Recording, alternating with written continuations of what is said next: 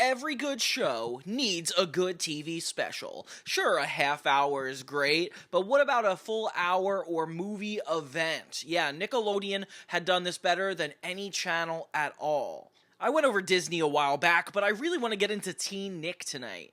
So I pulled together the most iconic episodes from the best shows that we've covered on this channel. From the Big Time Rush movie, to the iCarly and Victorious and Drake and Josh TV specials, to good finales and 3-part movies. We're gonna check out all the most iconic Nickelodeon TV events. What's up, everybody? It's Johnny 2000, focusing on 2000 movies, media, and so much more. So Tori Goes Platinum is the finale episode, quote unquote. It actually was supposed to be the finale of the first 13 episodes of season 3 and then end there, but they got renewed for a 4th season, allowing them to do 13 more episodes. And they didn't care to try to conclude it in any way. They just had fun in the 4th season, I guess. It's very reminiscent of Drake and Josh because their finale was Really Big Shrimp, and that was supposed to be the finale, but they ended up airing 2 episodes in between that. Victorious doesn't have that exact story, but in this moment, they tried to end with a 2-part special. And same thing with Drake and Josh. It's the first time that Drake musically is relevant and his career actually plays a part in the plot. And the same thing with Victorious. Tori is going to get signed to a record label. Actually a pretty interesting ending episode plot. But again, the fact that this whole show is supposed to be centered around performances and things that involve an art school, it does kind of shock me that this isn't the first 2-part episode. Like, why is Freak the Freak Out like our first special when this could have been an actual like realization and career movement? Like, at this age, I would have been inspired by stories like that, not just inspired by kids making fun of each other. I can't believe how similar this is to the end of Drake and Josh, actually. It's kind of crazy when you think about it. My favorite part of this whole special is the addition of Mr. Sheffield, the actor that plays Mr. Sheffield on The Nanny.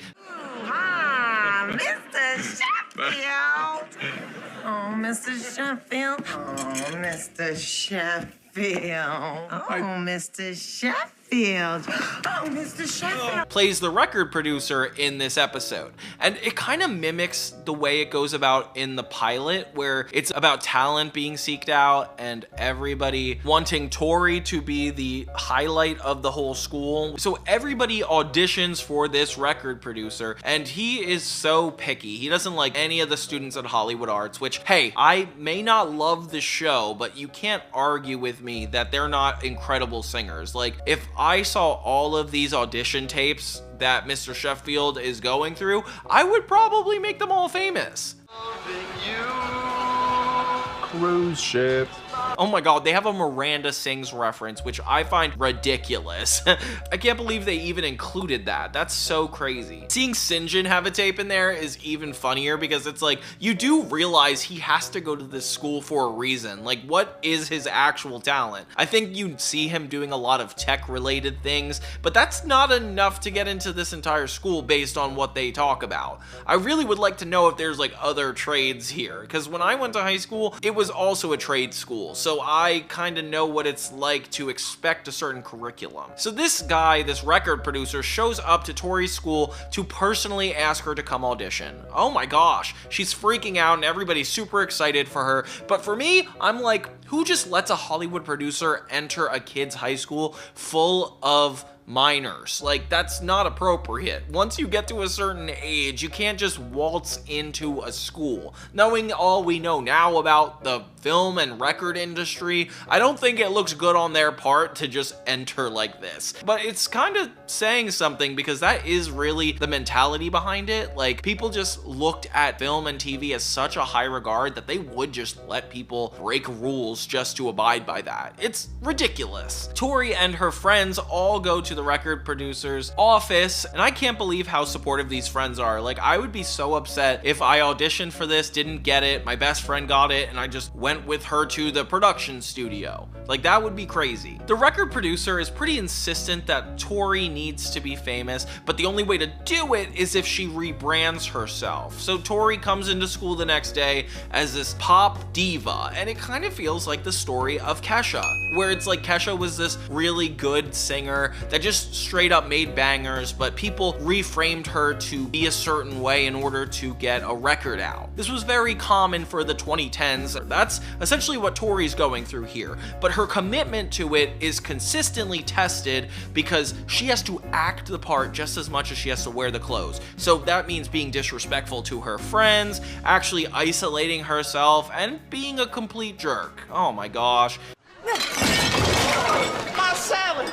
This kind of actually reminds me of a copy of the Hannah Montana episode where Miley was worried about being rebranded, and so she had to create a new image, and that image was also goth. I don't know why we did all this goth tropes where it's like somebody would come into the set and they would be the goth character, the emotionally hidden one. The episode ends on her creating a complete standout moment that actually makes her lose all of her friends and family because of her attitude. And then they give us a little preview on what's going to happen next episode, but I'm pretty invested. I do think this is what a normal episode of Victorious should be, but hey, it's never too late than the final episode to do a plot that's really relevant to the show. But yeah, so basically we start with Tori separate from the class. Like, the class is actually talking about her now, which is kind of depressing considering most of the episodes is them making fun of other people, and now it's like the girls turning on her. That's kind of interesting. So nobody's really comfortable around her anymore, and you feel really bad for Tori because she's tried so hard to just fit in, and she's just trying to fit in her new career. Like, imagine me or you became YouTube famous and we just wanted to make sure we had successful things. Like, of course, like, it's all about how far are you willing to go to be successful, but like, the moral of this whole thing is don't ever leave behind loved ones, which it's kind of randomly deep for a Victorious episode, which is what makes it feel so jarring. You're like watching this and you're like, oh, is Tori gonna make the right decision or the wrong decision? Or is it gonna end up like a regular Victorious episode where one of the characters just betrays the other? One of my favorite bits though in this special is Kat having to not eat any more Bibble, that little candy treat. Maybe just because I like candy, I can relate to it. I like it. I went back and bought 2 more sacks. I think I might have a Bibble problem. But she literally has a bodyguard follow her throughout the school, and that's just crazy. Here's some Bibble to tide you over. No Bibble for cats. No Bibble for Cat.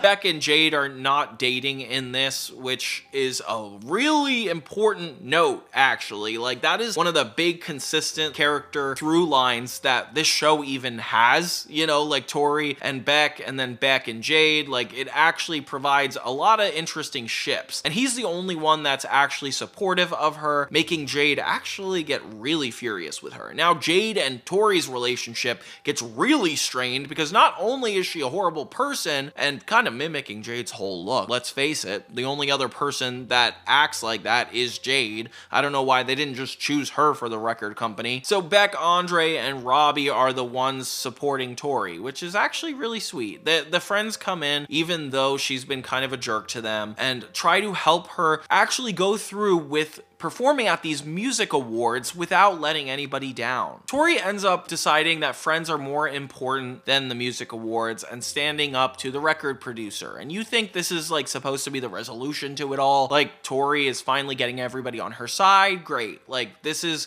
going to be a very honorable way to end the series. But then Jade steps in and decides to take her place, so she literally sweeps the part from under her. Oh my gosh. There's a really prominent moment where Jade actually sees Beck and Tori on the webcam and sees them talking, and they're about to kiss. And oh my gosh, if I were Jade, I would be freaking out. This would break my heart. I feel like she's like really holding it together because it's concerning. She sees that Tori's actually a really, really good friend, and this kind of makes her act better. So Jade, after she sees that Tori is a loyal friend, she decides not to go out there. She literally decides to be the bigger person and lets Tori go out, completely betraying the record producer and sabotaging this entire music TV award show, which, by the way, can you imagine actually doing something like this? Like, you're on Nickelodeon and you fully go out in a completely different costume. Like, that would be insane. Jade ends up doing the right thing, which is really sweet. She kind of earns the right to date Beck again, I would say, just through her characteristics. Tori, like, respectfully stepped down from that relationship, and it makes you feel like a lot better about how the cast treats each other, because we've seen them in really poor, ridiculous times together, but this time they're actually coming through for one another, and I wish the series ended there. Like, this is the final 2-part episode that could have ended the whole show, and they just didn't let it end there. And that's fine. You know, obviously, all is said and done. We got 13 extra additional episodes for an otherwise canceled, with each character having their own goal. The main goal is True designing a window outside of Mad Style. It's like her ultimate dream is to be able to design this beautiful window, and we had a lot of flashbacks throughout the episode of True as a child, and it's actually really sweet to just show like how far she's come in her ambitions. And the less interesting plots are a majority of this special. For example, we have the main B plot is that Amanda has her twin sister coming in. Ooh, doppelganger episode. Apparently, Amanda's sister is a lot more mean than she is, and it turns out that she's actually really nice and sweet on the outside, but we'll get into the rest later. And as Lulu, True, and Ryan are getting ready for their new year of school, things are about to be switched up a lot. This whole window gig is a really rough timing issue, and Max Madigan warns True, like, is it going to be hard to be doing both of these at the same time? And True assures her that, yeah, it is. And this is kind of what I thought the pilot episode was going to be, or even the second one, but hey, at least we got all the business stuff out of the way. Ryan is trying to impress this girl named Kelsey that he's had a crush on his whole life, and he's pretty determined to think that she will like him if he can learn how to do a backflip. So that's his whole process this episode, which kind of seems nonsense, but you know, it is nonsense. So True, Ryan, and Lulu are all in the same homeroom, and it's nice to see them in class outside of Mad Style. I don't know why it's like hard to picture these guys as like being friends in the school environment. It does hit it off pretty well. Lulu announces her relationship to the class, which is so funny, like having Mikey J stand up just so they know. And the teacher is not having it. It turns out this school year is actually going to be a lot harder than any of them thought. True can't even go to one of her meetings because she gets detention on the first day. Ryan actually pulls off his backflip, but nobody notices, which is actually so funny. I was not expecting that at all. Then finally, we get True's dad brought into the picture, and this is funny because she always references her dad, like how her mom keeps calling him Larry, and obviously that's his name, but like, I don't know, he's referenced a lot, so this is kind of funny. My parents went to Africa for their honeymoon. I don't think they had a good time, though. My dad got all worked up because the flight attendant only gave them 1 bag of nuts. I mean, he still talks about it. My mom's like, let it go, Larry! My dad hates magicians. One time, this magician pulled a cord out of his ear, and he didn't sleep for a month. My mom was like, it's a trick, Larry! Go to sleep! One time, I led my family on a hike, and my dad got so lost, my mom was all, shoot the flare, Larry! I'm so glad my dad wasn't here. One time we threw him a surprise birthday party. He got so freaked out, he punched my Uncle Reggie in the nose. We were all surprised, and he was like, boom. My dad may not have much, but he's the best. Yeah, I think we already established that. I'm not interested.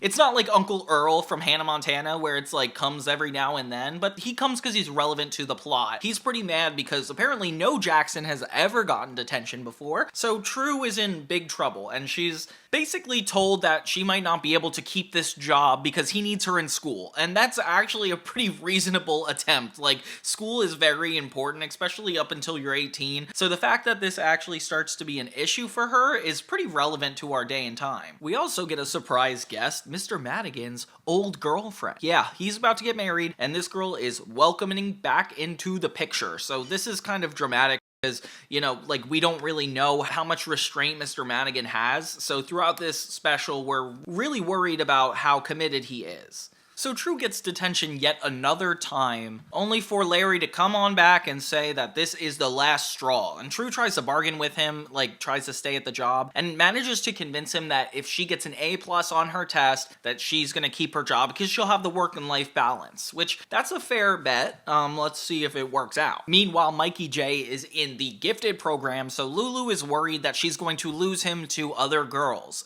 And this is actually a really funny one because it doesn't go too far before we learn that the gifted program just means more homework. It doesn't necessarily mean that they're gonna spend more time together. So funny. And Ryan keeps losing opportunities for Kelsey to see him do the backflip, and that just becomes a recurring gag. And of course, Amanda's twin continuously comes in and out of the office at opposite times of Amanda. Mainly her and Oscar are the ones that share the banter, but we learn this woman's actually really nice. Like, how in the world is she related to Amanda? Meanwhile, Mr. Madigan's ex-wife keeps trying to reminisce about memories they had together in France, which is consistent with the fact he spent a lot of time there. And yeah, this is kind of scary because I also am worried about how enthralled Mr. Madigan could be, considering that when they talked about this in the past, he was like very heartbroken. So one by one, nice Amanda keeps giving a lot of people different advice and is really sweet about it, actually changing their lives. Like Lulu, we learn this woman's real intentions when she shows her true colors to True and is like, yeah, once I get to Mr. Madigan, Mad Style is essentially going to be mine, and I'm gonna take over this whole place. So there's actually stakes rising for True to really get this window right. Yeah, it just seems like there's a lot of conflict firing on all cylinders, so I'm worried. True gets a really good feedback on her report and is worried if she's gonna get an actual A+.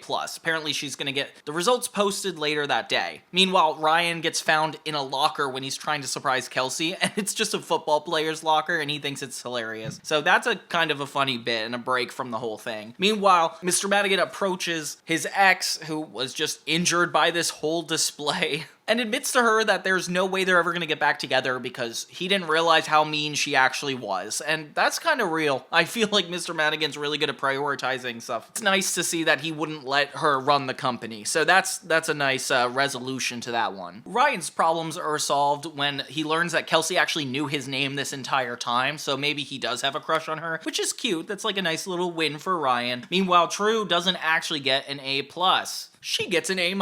And of course, like, the other guy is like just happy to have a C, so I don't know why True's not grateful. Later, we finally get the face-off with Amanda and her nice counterpart, quote-unquote, and we learn that she actually is not a nice person, despite giving everybody all these things. She's getting married to Amanda's ex, which is really disrespectful, and yeah, it does seem like Amanda was right this whole time, and I guess the moral of the story is you're not who you say you are all the time? I don't know, that's kind of a negative stereotype though. That's when True starts packing up her things and finally saying goodbye to Mad Style, which is the perfect reason to actually be worried for her in this episode. I definitely feel like she's doing such a good job at youth apparel that it would be so sad to see her lose all of this to just going to school. But hey, you know, it's more healthier to go to school. But luckily, Larry gets a change of heart when he sees his daughter's display finally out in the open, and it's gorgeous. It's awesome. True Jackson is truly talented, and she's able to get her job back, which is actually kind of convenient because Max was definitely put through the ringer of being told that she was gonna quit and then not quit, and it's nice that he's super accepting when she does like ask for her job back. Clearly he doesn't have to let that happen. It's just nice that everything works out in the end. True and her dad have a nice little heart-to-heart where he says he's truly proud of her, and yeah, it's really nice and sweet, ending the episode on a really positive note. True finally gets to acknowledge her art with her younger self, which is kind of deep.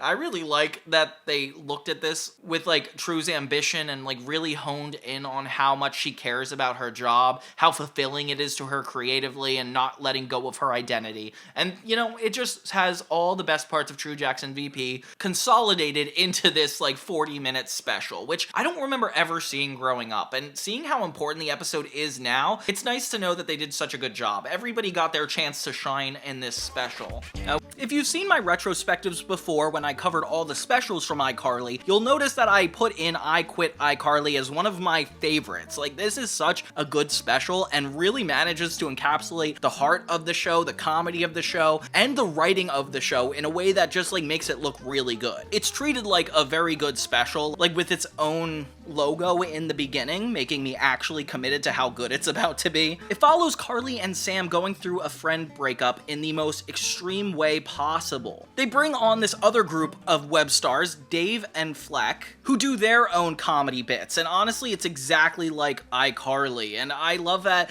they have this like friendly competition between web shows. Like, it kind of reminds me like how YouTubers are and like collabing together. Like, this is an early collab. Their sketches are honestly just as funny as the Carly and Sam sketches, so I don't know why these guys aren't more famous. They get together and they start bonding, which they have so much in common, but they leave Freddie out a lot, which actually makes me feel bad for him. Then I realize he's in the B plot, so that's okay. Fleck and Dave get into arguments because they're just like Sam and Carly, with Dave being the obnoxious, inconsiderate one, and Fleck being the responsible one. With them getting into an argument, Carly and Sam comfort them, realizing the flaws within their dynamics. Ooh, and yeah, it's really cool because we have both conversations, and seeing them connect on this very issue is super funny. Meanwhile, Spencer gets a boat, and that's his entire B-plot in this episode. There's nothing like a sunny day on the high seas, captaining a fine nautical boat.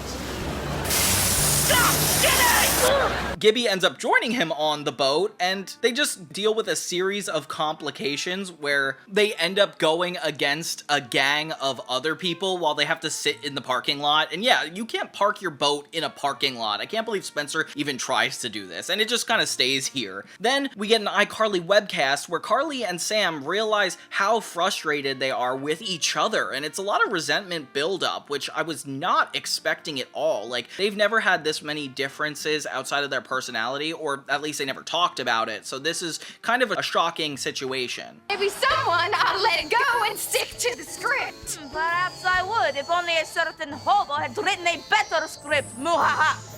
It's so interesting to see Fleck and Dave as kind of the anti-Sam and anti-Carly, because it definitely allows them to project their insecurities right onto them, and to see them going through all of this is super funny. They inevitably decide to split up, and therefore split up iCarly too. Oh my gosh. Well, I mean, at first they try to give it a go, where they're both recording separate webcams on different channels, and Freddie's with Carly, obviously, but it doesn't end up working out due to all these technical difficulties, and they realize that their friendship isn't actually worth it, and it's embarrassing because it's live on the web show when they decide to stop, and I feel horrible because you've never seen iCarly have to end this abruptly. And then Spencer and Gibby actually get attacked by an entire baseball team, which I was not expecting at all. I guess it's just a battle of territory, which is so funny. Freddie is trying so hard to be the peacemaker in this whole situation, but I don't know how he's doing it because he's had the same issues with Carly and Sam that they're having with each other, so he should understand out of everybody and kind of like bridge the gap, but he doesn't. So now both web shows are just completely split up due to creative differences, taking things to the next level. Freddie tries to set Sam and Carly up to actually get back together and film a sketch, but things go haywire when they get on this window washer platform that they want to film on. They're assured it's completely safe, which I don't believe, but at least we got a moment with Spencer being an adult actually questioning it. Yeah, that's at least better. So Sam and Carly end up getting both on the scaffold just to prove a point to one another,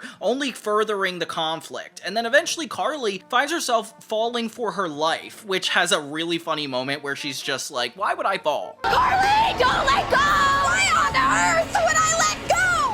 And this scene has so many hilarious jokes just because of how serious the circumstances are. And I just like that the stakes are risen and people are actually trying to do something positive as opposed to just cynical behavior. Sam sucks it up and decides to help Carly, which is actually really sweet. And they finally get out of the situation together, with Dave and Fleck not really helping super much, but they end up getting back together, and so do Sam and Carly, actually resolving their issues, which it's so nice to see that they're putting all this petty drama behind us and decide to work together with something. Fleck and Dave apologize to one another too, and they finally get to do the collab that we've been waiting for this entire 40 minutes, which is a fake trailer for something called The Winds, which I feel like it should definitely reference the scaffolding, because how do we not talk about that? Oh, it's called The Blowing, never mind.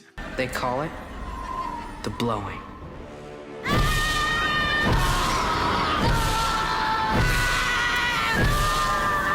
Spencer ends up just getting rid of the boat, and that's how the plot ends, so the fight over territory is pretty quick. And he notices Carly's in danger and actually goes to rescue her, which I definitely have to mention because sometimes his parental focuses can be questionable. It's all around a really good idea to just mirror the main characters' issues with each other because it makes the whole thing a lot more psychological than it means to be. I especially like when Sam and Carly are talking to Dave and Fleck one-on-one. It makes me feel like they genuinely care about one another and want to help these two also. Seeing them not be friends anymore but being friends with other people is really heartbreaking to watch, honestly. And yeah, when the whole webcast doesn't work out for them, that's like when you feel the worst about all this, and it actually coincides with the web show, has to do with Freddie being a producer. It feels like something that would never be done in the later seasons, and that's probably why I like it so much. So yeah, that's I Quit iCarly, one of the best two-part episodes seen of this show. And I highly recommend no one else try anything funny. We're actually very sad right now. Big Time Rush has always been a personal favorite of mine. The TV show ran for 4 seasons, and the music that they released after every season was kind of up to par with me for Hannah Montana. It meant a lot to me to hear 4 boys harmonize with each other. I don't know why, it was just exciting. Sorry about thinking you were bad boys. You're not bad boys. You're good boys who are not bad, but good. My middle school self really tried to watch every episode of Big Time Rush I could. Why? Because it mastered nostalgia pretty early. It recreated the tone and kind of character of Ned's Declassified, as it was a Scott Fellows show. Scott Fellows made Johnny Test, then he made Ned's Declassified, and now Big Time Rush, with this being my favorite project by him. Although there is some parts of me that feel a little shallow around it. So when I knew that they were going to be making a feature film, I was excited, but hesitant. Because what are feature films from Nickelodeon? They're not Hannah Montana the movie, they're not Wizards of Waverly Place the movie, they're more SpongeBob 2, I would say. Hey, and here we go.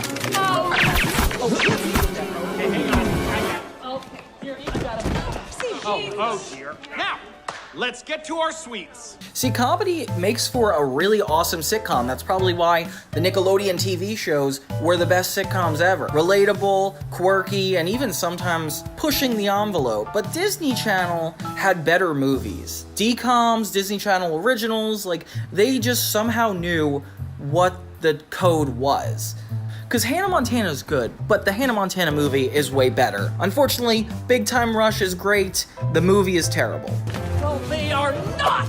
You guys are gonna have to trust me as we jump into this movie, as I haven't seen it in a while, but I swear I'm not biased. I just love this show and I feel like it deserves justice, and every show deserves a realistic movie. Whether it's a TV movie or a feature film, does Big Time Rush actually live up to its potential? No.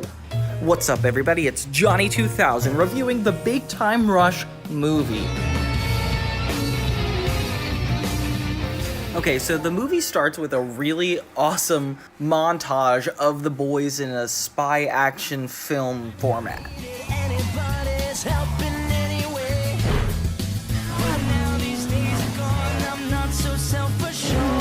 It does them really well because they look really good. This is around the end of the 2nd season, a little bit before the 3rd. The only sense of continuity is that the 3rd season starts with an episode of them ending their world tour, and this is them starting it. At the end of season 2, they've been talking about this tour for quite some time, so it's cool that it kind of leads into this. A kid's show doesn't usually keep that much consistency. There's this really hyper-realistic fantasy that Carlos has. Carlos is the kid with the helmet. If we run into any evil villains with like a white suit and a cap,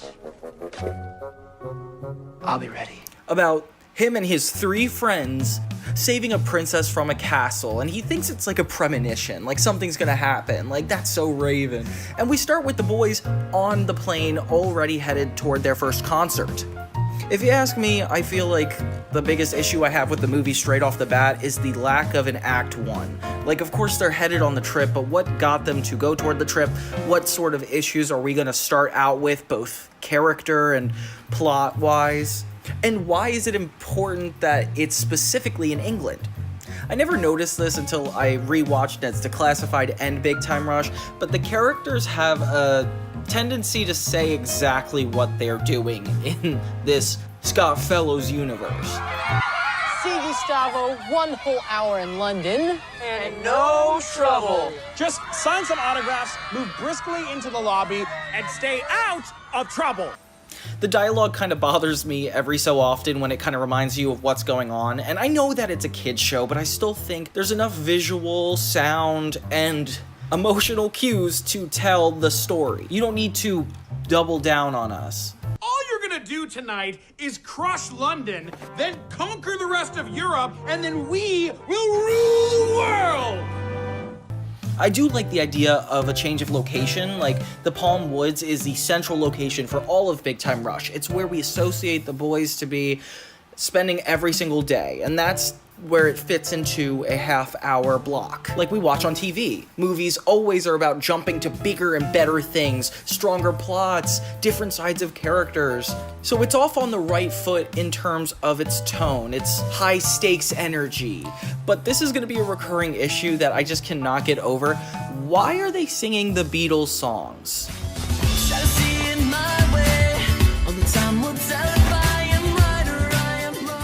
I'm gonna let you sit with that question this whole time. Yeah, Big Time Rush has a plethora of amazing songs. 3 albums, probably almost 40 songs if you're counting Big Time Rush's current selection. But back then, they had a lot to work with, and I feel like leaning on an old boy band's legacy is almost overshadowing them. So like what, are we supposed to wait for another movie in 20 years with a new boy band singing Big Time Rush's songs? I don't know if I would appreciate that at that time. I think I would be over it by then. And we are all safe. Now, maybe it's just because I'm not a super big fan of the Beatles, because I feel like this, to me, it was kind of basic music. Rudimentary stuff, like things that were a little bit older. Everything free? And the tie-in with England does make the world feel more full. Like, this whole hour and 7-minute film paints a really nice tone and aesthetic that's like consistent across its music, across its setting, and makes me feel like they directed it with a lot of care and to make sure that it had its own identity. Something that Nickelodeon didn't do that Disney Channel did was, for their big feature films like Hannah Montana or Wizards of Waverly Place, they actually hired a complete outside cast and crew.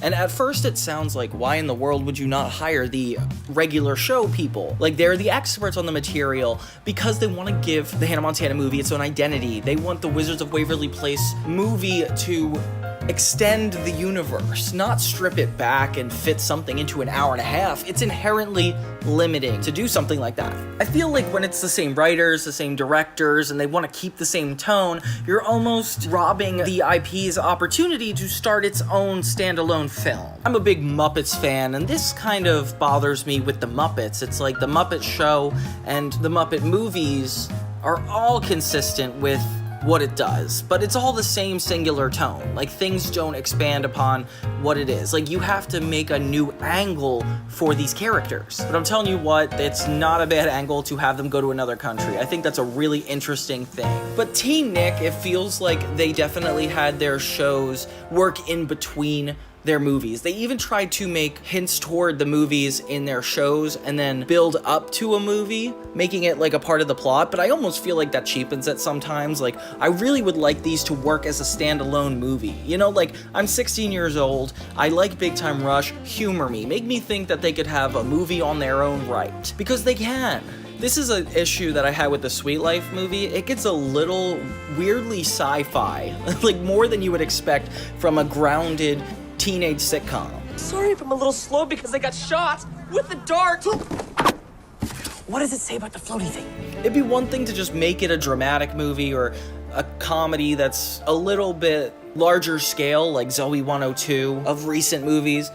I don't think the subplot between Katie and Kendall's mom and the Duke of wherever is an interesting enough plot to keep, but they're gonna keep bringing it back. But hey, it's only about 8 to 10 minutes of actual content, so I'll sit through it. And when I'm 22, and Harry is tired of his bachelor ways, boom, I'm a princess.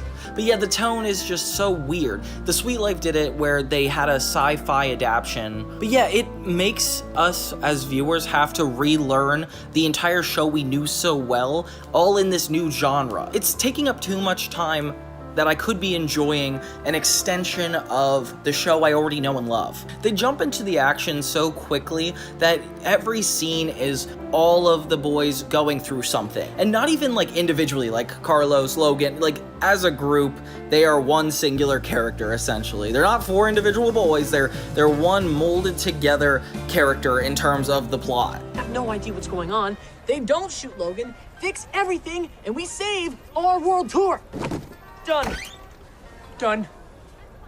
You didn't say done. They're not breaking up in this movie. There's no big conflict between them, which is kind of what drove the TV show. In this sense, they're just having things happen to them, so much so that they become spies, that they have to save the world. It's not special to them, it's more they were at the wrong place at the wrong time, and they're being thrown from problem to problem. So he couldn't use it to take over the world. Carlos, no one is trying to take over the world. No, he's right. Moon is trying to take over the world. Is he? Okay. Whether it's literal ninjas showing up to the hotel they're staying at, or switching the backpack, which by the way, they did something like that in the Drake and Josh Go Hollywood movie. It's not good to reuse ideas that specific.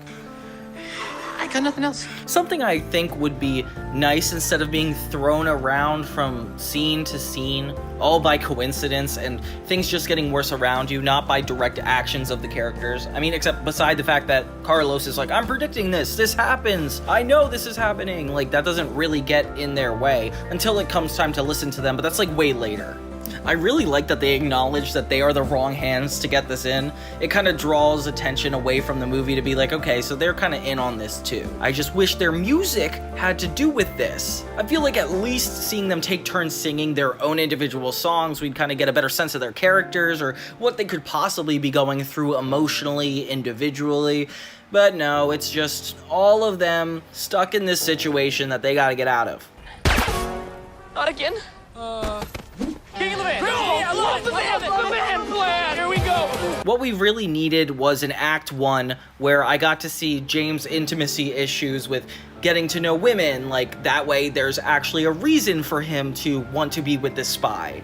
That Kendall would keep the tour going, and if it doesn't, maybe like he loses respect from his sister, or the two are not getting along, thus making it more important for her to, thus making it important later for him to save her. Maybe like have that emotional wound healed. Or even Logan, like, he gets shot 3 separate times by the same dart, and it is so funny. But I wish there was like an actual reason that even mattered. You know, like that could be taken out of the movie in an instant. I feel like the spectacle is a little too claustrophobic. Like, I feel like they keep trying to remind us it's a movie by the fact they're in a new place, that these big things are happening and the stakes are being raised, but they're like kind of dodging the responsibility of these characters need to start one way and kind of end another way. Not be thrown into a spy mission, complete the mission, and that's the end of it. Like, this movie would have never even needed to happen. And I could so easily dismiss that just by saying they sing their own songs, but they don't. They do not. They sing the Beatles, and I'm sorry to tell you, it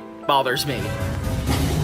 Bravo, big time rush, but I still have your princess. It's really funny when they actually get caught by the UK government, and then suddenly the evil villains are on their case, the government's on their case, and even Gustavo can't really keep things together. It's one thing though, it does bother me that he's not a more important part of the plot. Like, he's kind of nagging at the beginning, tries to keep the boys in their place, but there's really nothing for him in this movie. Like, he is just screaming at somebody or trying to keep things together for the sake of what? Go back big time. Like, not even for his own ego is there an issue. I do think it's funny that they get tortured by a Japanese guy singing Big Time Rush songs. It's great that we finally get their songs in the movie, but it's sang by that guy. But I digress. With everybody chasing them, they have to wear disguises and find a way to get to their sound check while also not being attacked by so many of these people. They have this spy girlfriend, friend of theirs, that apparently her dad can solve all of this, and in order for them to get their tour back on schedule, her dad might be the only one powerful enough to solve their problem, which is really kind of cool. I like that. The villains are very Saturday morning cartoon, and it kind of bothers me because it's like, you definitely can have two-dimensional characters. Like, whether this movie is super short or super long, I feel like that's necessary to dive into. I like the sort of Austin Powers tone to it all because it definitely fits a Scott Fellows show into a Scott Fellows movie. But that's just how you could tell this is like all from one mind. It's like Scott Fellows. He clearly likes Austin Powers, he likes the Beatles, and he likes spy movies. I mean, if he doesn't, he's throwing these things together for no reason. Or they're telling the truth and Big Time Rush are not spies. They're just in the wrong place, the wrong backpack time. So I could see a meaningful piece of art behind this if I were him and I was like, okay, this is my world, my characters, a new area I can take them to, and it's just all surface level and we don't get to know more about who they are. We're more told about their world as we're thrown around through a series of events. This whole beetle thing, it's like this kind of alien-like technology that this really rich guy, Moon, which feels like a parody of Elon Musk, is desperate for. What does it do? It just kind of lets you defy gravity. I feel like they say what it is, but I don't even see it do anything but make them levitate. I'll close it slower this time. So, where's your sound check?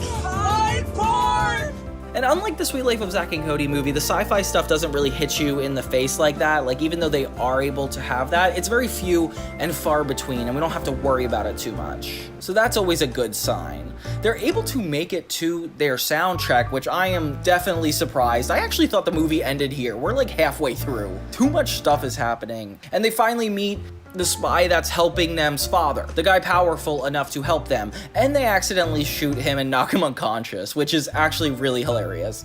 Not to worry, fellas. I've got everything under control.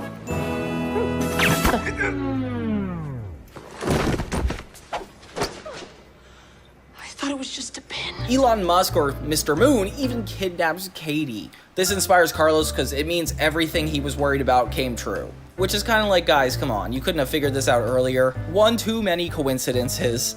When they're in disguises trying to kind of stay away from everybody, they sing Work It Out, and they have this thing where before a Beatles song plays or is covered by them, Kendall says something that kind of foreshadows it. Don't forget, at some point we sing a Beatles song and save a princess. There is no princess, okay? And are we singing the Beatles? Huh? Do we look like the Beatles? No. Wait a minute. And I wish it was like earlier in this whole movie altogether, not just 2 minutes before. Like, he's like, we gotta work this out. 2 minutes later, they say work this out. I mean, I guess they don't say buy me love and then have that song play, but you get the picture. It happening twice is at least a coincidence. I genuinely did have a lot of fun when they got on their tuxes and had a full heist to take down this Moon Man. It definitely took the show to a whole new level, and seeing Katie kidnapped definitely felt like the stakes were raised enough to justify a whole movie. Although it does bother me that the runtime is 1 hour and 7 minutes. Like, you couldn't just give them 1 hour and a half. You could have got 20 minutes to establishing an Act 1, actually built up to the rest of this movie, and you're not gonna listen to me because this is 10 years ago. Okay, fine. Let's just keep going then. Even at the very end, when the boys get back on stage, the first song they sing is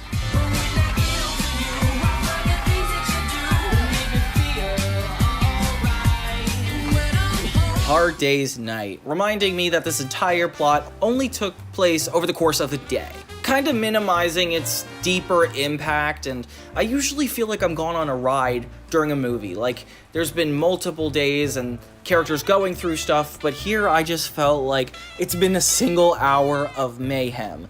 And I wish it was broken up by things that actually made me feel more enjoyable about the show.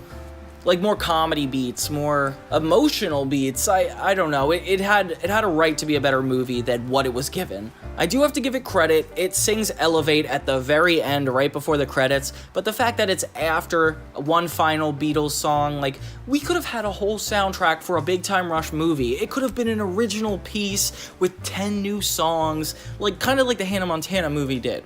I feel like the songs do add a sense of energy to the plot. Like, they almost give it breathing room, but in a way that scenes are supposed to do. Character development is supposed to be had. Like, I want to know why it's so important that Katie is stuck in this castle. Just the fact that Katie's his sister isn't enough to warrant him saving the world. Bravo, Big Time Rush, but I still have your princess.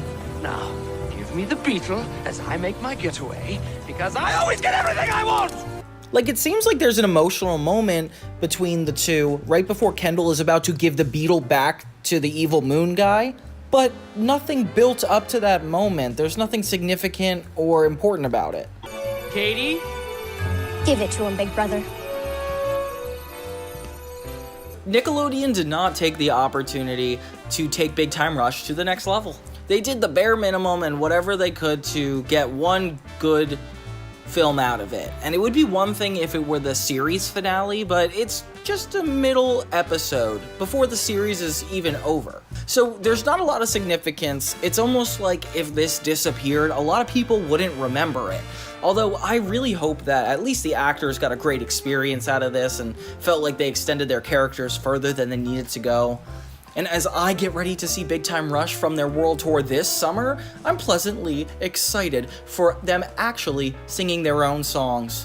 Premiering on Nick, Friday night at 8. Oh my god!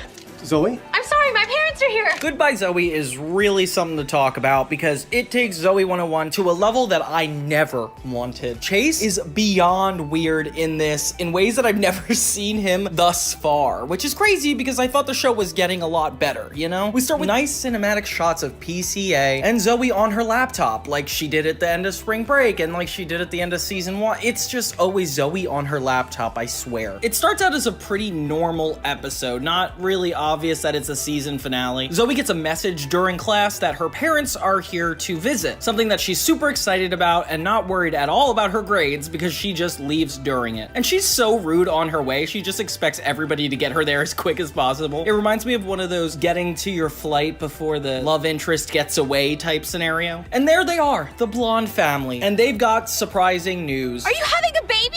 Mom! No babies, right? They are going to be moving to England, and that Zoey and Dustin can come if they want. Dustin doesn't want to because he's got a girlfriend, which Zoey quickly corrects to tell him that they're not actually together, which I find super funny. It reminds me how much I missed Dustin this season. I feel like he was so much more prominent in the first 2 seasons, and it sucks that the peak season is the one that he is like the least engaged in. Like, at least get one more experiment that Quinn can do on him, you know? Like, give him something to do. So Zoey tells her friends this whole thing without having made a decision yet, and obviously they're very distraught. Quinn is defending her the whole time because she's actually just trying to be supportive of Zoey, which I respect, but her friends are a little bit more defensive about the fact that she's leaving. And do whatever Chase says. You know he's gonna tell her to stay. Exactly. Stacy overhears this and becomes kind of a snake, leaks it to one of the reporters at the school just to get it on TV, which is like, come on, Stacy. I know you were like unlikable, but at least just have some positive traits. When is Zoey leaving? Where's Zoey going? She's leaving PCA. To go where? Some boarding school in London? That's in England. Mark gets to Chase first, asking if he's upset that Zoey is leaving, and obviously Chase thinks that she made this decision without him. Zoey didn't tell you? No, she didn't. When did this happen before? This was the exact plot of the middle episode of this season, The Radio, when Chase gives Zoey the radio, doesn't know how much it's worth, she finds out before him, and then he assumes the worst of her, and then they end up in a huge argument, and then they get snippy with each other because one expected something over the other, and it's like, guys, this exact thing is copy and pasted here. Chase is kind of just peeved. Zoey shows up at his dorm, tries to talk to him about it, but he just acts super cold. He's like throwing darts, he's like, oh yeah, heard you're leaving, great, don't hit yourself on the way out. And there's a Death Cab for Cutie poster in Chase's dorm? I didn't even realize that they were promoting this. Zoey's off-put by Chase's response, kind of convincing her to leave. Well, see, I wanted to talk to you. When are you leaving? Could you stop throwing darts? No, I gotta tune up, but keep going, I'm listening. And her friends are even more heartbroken because they relied on him to ask her to stay, knowing that she definitely would if he asked, and she tells him it didn't happen. Michael tries to get through to Chase by talking to him, but it just doesn't work out. And I like that this isn't repeating the older tropes they used to do, where it was like Michael telling Chase he needs to tell Zoey he likes her. Like, this is telling her he needs to stay. It's not super based on feelings toward one another, at least at first. Chase is still in a rotten mood, and Zoey just seems like she doesn't care either. And as she's heading off with her blonde family, she gets one moment with every character to say goodbye. Every character except you know who. So Chase didn't even show up to her send-off, which I would be really angry even further if this happened to me. Like, you could at least say goodbye. I don't know why Chase is this petty that he needs to put up this facade. Like, your best friend is literally leaving. I don't care what you feel toward her. Zoey left. Oh yeah, today was the day. Hey, listen, do you think you can help me with my serve? Because if we're gonna win this tournament, I really need to. Later, Michael actually confronts Chase again and is finally able to get through to him like, hey, you made a mistake. She didn't intend on leaving until you told her to. And Chase is like, oh God, I'm an idiot. So next thing you know, Zoey's on a plane and Chase is regretting it immediately. This whole miscommunication lasted way more than one episode. I remember the promotions for this gave me the impression this was the series finale of the show. I mean, goodbye Zoey. I really like this as almost like a series finale anyway, so it bothers me they didn't kind of lean into that. And with every character having their moment with Zoey, like, I'm fully convinced this is where it ends. Like, don't give me this sentimental moment if it's just gonna be them back in the same scene next time. In case you guys need an extra key to the room. Thanks, Zoey. Chase is trying so hard to apologize to Zoey, but obviously he can't get to the airport, he can't get to England, so he's gonna video chat her. He finally gets to reconnect with Zoey, explain his whole side of the story, and she's kinda not here for it. Like, she doesn't want to hear it. He already disrespected her, which is fair. I agree with you, Zoey, but in return, you should come back. No, I'm just kidding. But yeah, Chase expects her to just come back. Like, I don't know why he thought for a second that's how it would work. He essentially gets thrown off the deep end trying to figure out how he's gonna feel about this whole situation, if he can even adjust to life at PCA like this. Do you hear anything? And you know what? This is where it gets insane. Chase brings this girl named Gretchen, another blonde that looks exactly like Zoey. Like, this has got to be like her body double or something. Chase keeps bringing this girl that clearly doesn't even want to be there. And he doesn't even seem like he likes her. He just seems like projecting onto her everything he wish he could have done with Zoey. He even gives her a key, which she does not care about, to try to replicate what Zoey had. And that's where it gets a little psychotic. Now you'll always have your key. Maybe later we could paint it together. This is stupid. All right, to Sushi Rocks. I hate sushi. Logan and Michael are super concerned for him, and I would be too. There's not really a B plot in this, but we do get a funny moment aside from the plot where Stacy moves in with Lola and Quinn to assume that Zoey really is gone for good. Then I went to my roommates and I said, would you girls be upset if I moved out of here and in with Quinn and Lola? And before I even finished the question, they were helping me pack my stuff.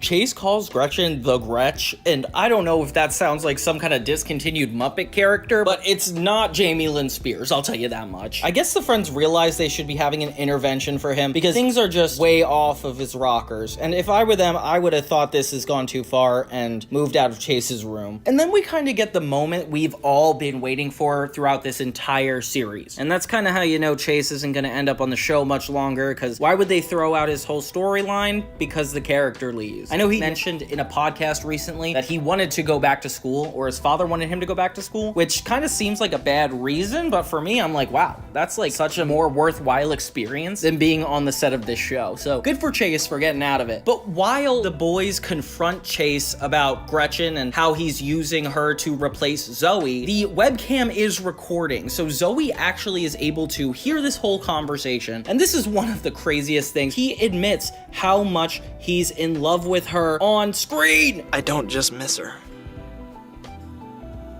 I'm in love with her.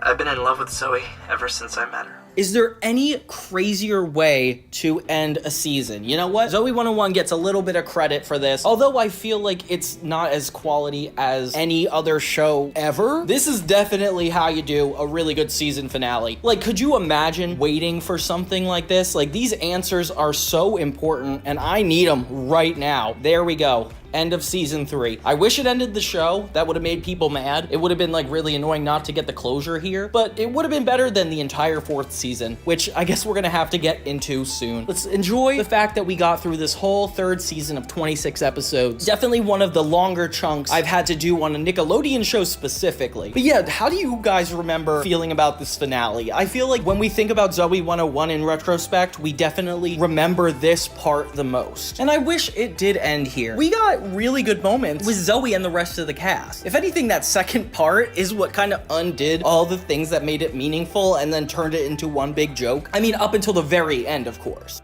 I know from a production standpoint, this isn't considered a double or even triple part episode, but the fact that this first episode takes exactly where the season finale of 3 left off, I had to count it, especially the commercial. It makes it seem like it was this big event, so I had to break a few rules to put it in this video. It was the Zoey 101 that changed everything. It's okay that you miss Zoey. I don't miss Zoey. I'm in love with her. Some things are easier to say when you're an ocean away. But Sunday night, Zoey's back. I gotta go talk to Chase. Wait, don't! Not yet! Mark! Find Zoey and stall her. Stall her how? Yeah. We gotta get to the guy's dorm before Zoey does. There's just one question. Where's Chase? Just tell her. I'm gonna tell him. You're her roommates. You guys tell him.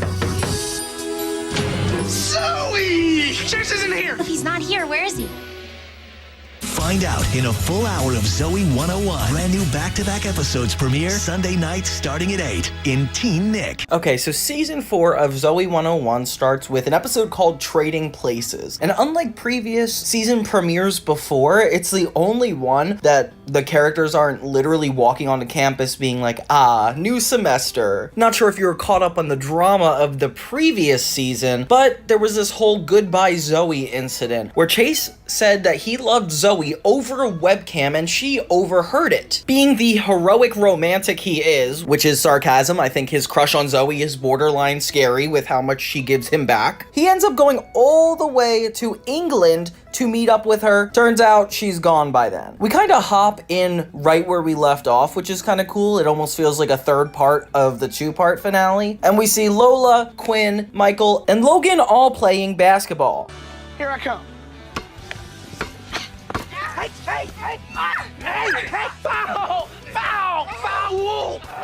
Zoey makes her grand return to PCA in a car, and they're basically like, what the heck? Lola takes Quinn's glasses and cannot believe her eyes. If this were me, though, I would be kind of insulted. Like, if you were really my friend, you would definitely have been able to tell me over the phone or over text that you are going to return to school. It feels kind of cold that you just show up one day and you're like, by the way, best friend I've known for my entire life. I went through a grieving move process because it shouldn't be that easy to just come back from another country. And they're like so excited to see her. They don't care about the disrespect, I guess. I'm sure that they just knew that kids wouldn't care about something like this. Like, friends are just supposed to take from where they left off, which I don't know. I think I would be communicatively challenged in this moment. Everything's different though because Chase isn't here. Zoey tells the girls that she heard Chase admit her love and is basically here to see them. They're like kind of visibly shaken, and we learn that they're trying to stall her for as long as humanly possible, which I don't know how long you're planning on stalling her, guys. They try to warn Michael and Logan about Zoey coming over, but it doesn't work because they're playing with their helicopter. So they have to rely on Mark, Quinn's boyfriend. The worst possible person. He ends up even pushing Zoey. Like, that's the only way you could distract her. I like that Mark is becoming more of a main character. It just kind of feels like a band-aid to the fact that Chase isn't here anymore. I'm not sure if you guys heard the podcast, but the actor playing Chase, Sean Flynn, was actually on the Ned's Declassified podcast and told them that he left because he wanted to go back to school, which I think is really admirable. His dad kind of prompted him to go back, and it didn't seem like a great thing at the time because obviously he was on a hit show, but it was definitely important for his development and education, I guess. They failed to stall her, nearly like fighting out the window, trying to keep this a secret. And then we're cut to England where Chase is looking for Zoey. It's revealed right then that Chase is not back this season, but it's cool that we get to see a glimpse of him. They basically traded places, thus the title of the episode. Zoey feels like kind of betrayed, and the two meet up over video chat to kind of discuss it. And this would break break my heart. I feel like when I was at this age, if I had a crush, my biggest fear would be them moving away, or have a relationship finally connect and you're actually leaving. Like, that's just, to me, that's like the ultimate love drama. And that's kind of what they're going through. The only way they could talk is through the internet. And it is very topical for this day and age. Although Zoe's shot looks really fake. It looks like there's no way that that's a real video call on her end. Same with Chase. I feel like if they knew what video chatting was supposed to look like, it would be a lot more casual than this polished, framed square, I guess. It does remind me of the photo booth that used to be on the Mac computers in the Apple store. I don't know if you guys grew up going to the mall and hanging out, taking pictures, but that's what that reminds me of. Chase and Zoe actually attempt to go on a real date at Sushi Rocks, but Zoe brings her laptop and Chase is just on his computer at night. Definitely Uvu vibes here. There's a lot of technical issues, so Chase kind of has to guide his way through the date with tech support, which has a really thick accent and I find kind of offensive looking back. Like, you didn't have to put on that accent. Plenty of people do phone support that aren't that race. Chase kind of looks like a psycho on Zoe's side of things. If you see any of the shots, it's kind of funny. He keeps being badgered by his roommate who's trying to go to sleep, which I feel bad for him because there's like such a big time difference. Like, it's so hard to maintain some kind of long distance relationship like this. And everybody in the cast starts to feel the pressure as Zoe needs to call on Lola and Quinn to help just keep the computer going. And Zoe's just trying to keep this relationship. It's kind of sweet because it's like seeing Zoe and Chase try to be together, but I still feel like now that she's confronted with the fact he loves her, she's not giving him the same energy back. Like, she's not like, I love you too. She does say I love you too right before they click off on their date, but I don't think it's enough. Like, Zoe, you've not put any work into this relationship, and finally when you're like across the globe from each other, then you're gonna act like you care. And she's like barely even trying. Like, she's getting everybody else around her to help her. Like, I don't know. I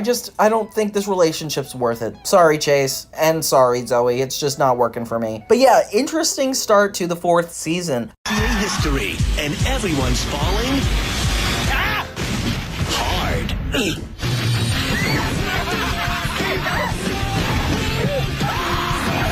I just lost my balance. Hey! Hearts aren't the only things getting broken. Awesome.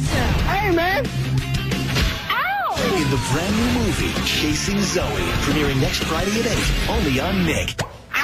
So episodes 12 and 13 are Chasing Zoe Part 1 and Chasing Zoe Part 2. So everybody's getting ready for summer, talking about their plans, and apparently Zoe's going to be going to Hawaii to be a cabana girl. I don't know why you're not aiming higher, like something academic, but I guess this is good for you, Zoe. And meanwhile, James can't go with her because he's working with his dad over the hardware store. A really unnecessary backstory that was added to James in the diner episode that I don't think we need to revisit. Meanwhile, they're playing this really ridiculous game that everybody puts their finger in this little device and it shocks you. Kind of reminds me of playing Operation when you're trying to take out all the body parts from the guy without getting zapped. That was a throwback. In Michael's subplot, he reveals to Lisa his new car that's a stick shift, and she's like, you don't know how to drive it? And I vaguely remember this premise. Like, I remember when I was learning to drive thinking that stick shifts were different because of something in teen TV, and I definitely think this must have been it. So maybe that's what we're going for here. In the meantime, everybody's getting ready for this prom, and Lola is so excited because she is going to be the one in charge of it, and she asks Quinn to do everything for her, which is kind of disrespectful. Quinn can't do the prom committee, so she can only find Stacy to help her. Lola gives her assignments that more so have to do with her personal life so she can work on the prom stuff, which isn't technically an incorrect thing. Like, I get you need more time to do it, but I don't think you're supporting the prom by doing Lola's chores. I don't know, Stacy. Meanwhile, Logan is telling Quinn that he asked somebody to the prom in order to like kind of make it look like they're not together. She obviously gets really angry. Meanwhile, James has good news. He wants to go to Hawaii with Zoe. It's really sweet because she also gets a necklace and he says, I love you with it. I don't know if you noticed, but right before he gives it to her, she's on iCarly.com. Like, look at this screenshot. Oh my gosh, it's not subtle at all. Meanwhile, Michael really wants to learn how to do a stick shift, but doesn't know how until this random old man comes by and he serves as like this Mr. Miyagi type, trying to teach him how to do a stick shift, kind of like it's a super big karate dojo type situation. That's very nice, but... You want to drive stick shift? Yeah, but... You wish me to teach you? Sure. When Zoey gets the bracelet, she's a little bit conflicted about it because we get a blackout, and usually don't get a blackout unless you should be scared of something happening. Zoey is nervous to say she loves him back, and Lola and Quinn are really annoyed about it. They're like, how could you not? And it's like, okay guys, give her a break. And then Michael finally gets his first lesson with this really scary guy that keeps appearing in the parking lot. What? You cannot learn to drive a stick shift until you learn to drive a stick shift. He asks him to make him food for him, as if it's going to be a part of the stick shift situation, and he does it anyway. I don't know why you'd believe them, Michael. I'd be scared of this man. Quinn decides she's going to take helm of who Logan will take to the dance. They both have to bargain of like who it's going to be, and it's definitely a funny trope. I can't believe they're still trying to hide this relationship. I didn't think it would go on for like 6 episodes. I thought there was like some amount of time where we actually did see them together, but I guess it was all in hiding because nobody here knows. James even spots the two and they keep it a secret, so they're still ashamed. What can you do? We get a peek into his plot because apparently he can't find Zoey. She's not meeting at their usual places, which is kind of sad because they're kind of a good couple. I feel like they were really working out for what they were, and seeing Zoey so spooked when she finds out that he loves her is definitely scary. This old man invites himself into Michael's dorm and gets him to feed him once again, and he's stepping on berries in this moment. Like, why does Michael have to step on berries to make him juice? Like, this doesn't really help anybody. It's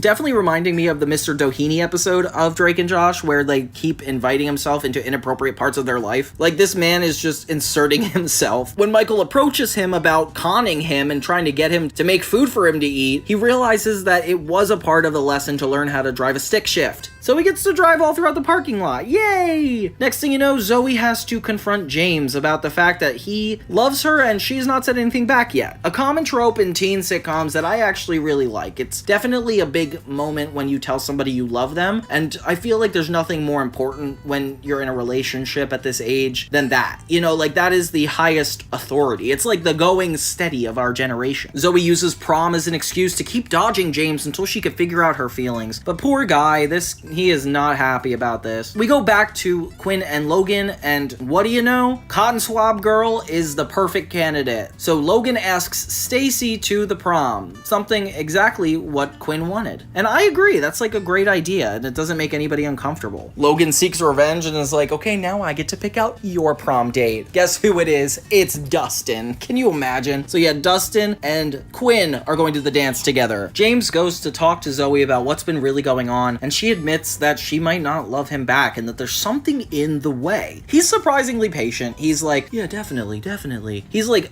such a gentleman in a way that I don't think any boy this age would actually be. Like, he's too respectful. And I'm dying to hear Zoey say she misses Chase. Like, I feel like that's the whole thing she's getting at, but it doesn't end on that. It ends on them breaking up, and that's kind of where we leave Zoey 101. Oh wait, there's one more episode. The grand finale of Zoey 101, Chasing Zoey Part 2. Before we go to the final episode, let's do a gameplay. So far, we're about to finish the season. We get barely any of Dustin this season. Nothing. Lola is in a relationship with Vince Blake. That was kind of random. Zoey had a relationship with James, but then they just broke up. That's also happening. Michael and Lisa are still together, and Quinn and Logan are still a secret. So there's a lot of stuff that needs to be resolved in this episode, and a lot of stuff we're saying goodbye to overall in the whole show. This whole prom that they were talking about in the midst of the last episode is everything that the episode is leading up to now. Zoey's depressed about the breakup, which is cool because I never seen Zoey have a breakup before, you know? Like, it's definitely unfamiliar territory, and crazy that we're ending the show on an episode about something she's never been through. Like, I wish they just threw this in the plot. She's like definitely heartbroken and doesn't know what to do. Quinn and Lola are trying to cheer her up, but she says she doesn't even want to go to the prom. Dustin is getting way too old for this show, and you could tell because his voice has dropped significantly. He's here to take Quinn to the dance. For some reason, Quinn finds it necessary for one last time to throw a bomb at one of the robotics kids that are walking by. You remember them from the Robot Wars episode? Yeah, that's crazy. So everybody's gussied up and heading over to prom, and it's looking like a really sweet time. Dustin takes Quinn on his bike, and it is kind of adorable. I love how they are going to the prom together, and you get to see this moment in the opening title sequence. Oh my gosh, there's such a funny scene where Zoey isn't going to the prom, and the news guy hits on her, which is so ridiculous because he already has a prom date that is literally standing right there. So disrespectful.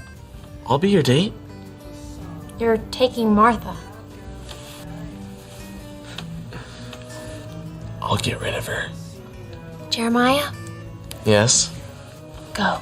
Lola is going to prom in a cab. It's kind of like a messy Uber driver situation where they have this driver, which should look familiar to you, talking on the phone the entire time and pretty much ruining their prom trip, not able to get them there at all. He abandons them on the side of the road. Guess who this man is? Yeah, that's Dan Schneider, the guy who created all of this stuff. I don't really want to talk about him because I feel like he doesn't deserve a lot of attention compared to the work he's done, but it is crazy to note that he's put himself in this. Literally, the finale of Zoey 101. And I don't think I knew this growing up. I definitely don't remember him being here. This is quite the surprise. But you know what? That's him. You could tell his voice. Finally, we've come to the final prom. We get a moment with every character dancing with one another. Oof, Mark Del Figolo's in it. That's a nice callback. And Dustin is way too short for Quinn, so it's just plain embarrassing. You guessed it, Logan is dancing with Stacy, and it's embarrassing. Lola and Vince are on this big escapade to get to the prom, and they even run into the robot nerds who convince them that it is the end of the world. Well, not convince them, they say it's the end of the world and just appear crazy, because it's not, you know? And we get a really big surprise. Zoey gets a call from an unknown number on her pair phone. Who is it? None other than Chase Matthews. So Zoey and him have a really intimate conversation while she's alone at PCA,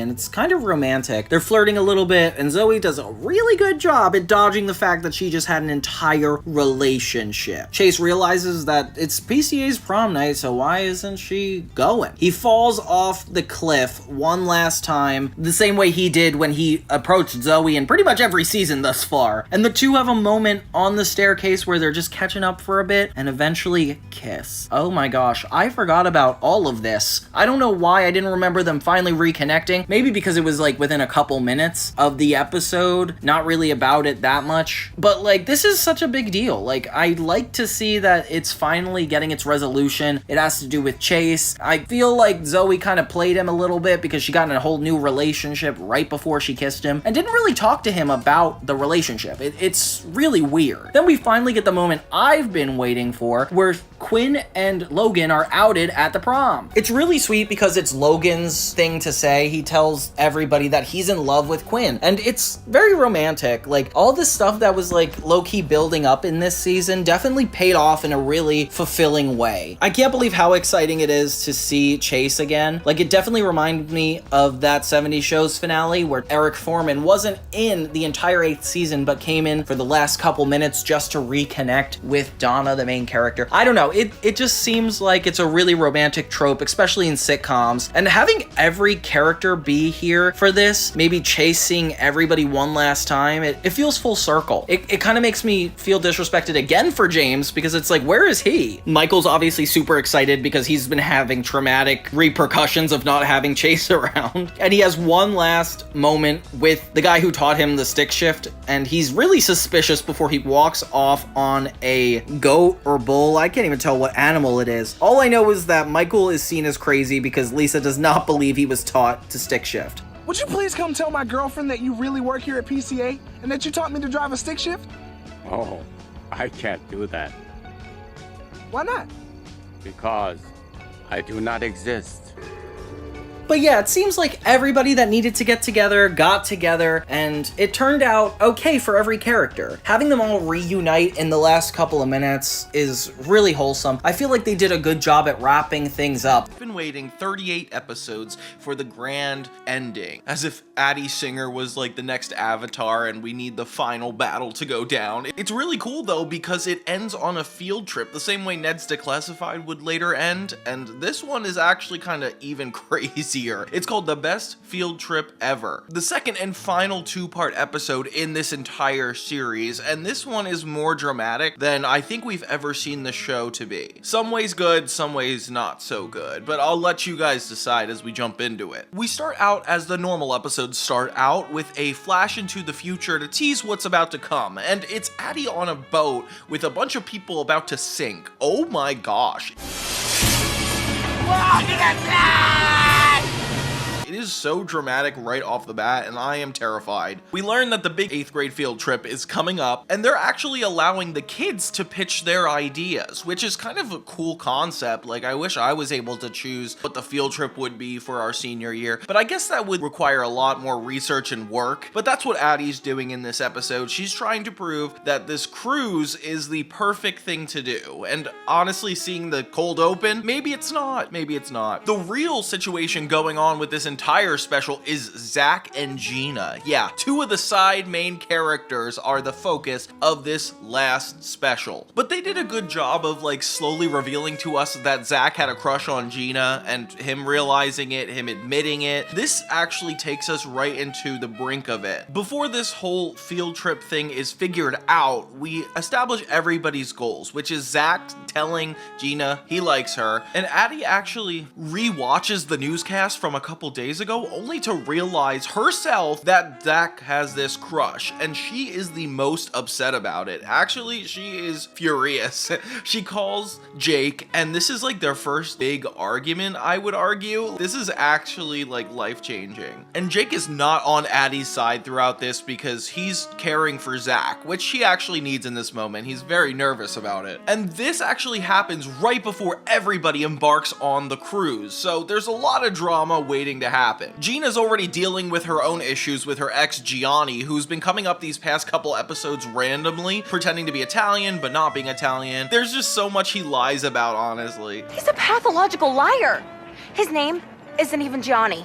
It's Hank. So Zach and Jake are keeping a close eye on Gina to find the perfect time for Zach to tell her he likes her. But even worse, Addie makes this her full job to avoid this from happening because she's worried about the anxieties of what it would be like of her best friends coming together. Of course, Jake is able to talk her down a couple times, but really she doesn't even listen to him. It becomes a huge issue for the couple. I'm not going to dive too deep into the B-plot, but let's just say it's a huge deal because the girl Addie's brother has a crush on, Ben, by the way, is going away to college, and he's going to be very lonely. So he ends up sneaking into Juice to find proof that she fudged her college application, and in the process of this, accidentally throws her journal into the toaster, burning down Juice for good. Oh my gosh. My notebook?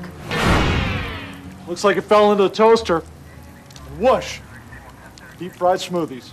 Yeah, so this ends up becoming a huge deal because they lose the entire Juice area, and this girl cannot go to college because she is going to spend the rest of her life paying it off. And honestly, it's kind of a hard thing to come back from. I don't know how just being honest about this situation will clear Ben's name, but he tries to do the better thing and help her raise the money. And at first it sounds like he's like just doing really nice things, and it's like clearly his fault that she's even in this position. Meanwhile, Addie is not enjoying the trip because she's doing whatever it takes to keep Zach and Gina from being together, even stowing away Gianni on the ship. Oh my gosh. Later we get to a rock climbing wall, which is so scary to do on a cruise ship. I don't know why you would do that. And Zach is using this as his opportunity to tell Gina he likes her. But of course, Addie has to interfere with this too, causing it to completely go bad. So Jake ends up getting Gianni kicked off the boat. Oh my god, this poor guy. So Addie and Jake are having a huge argument, and they find out that they're actually going to be going through a dangerous storm.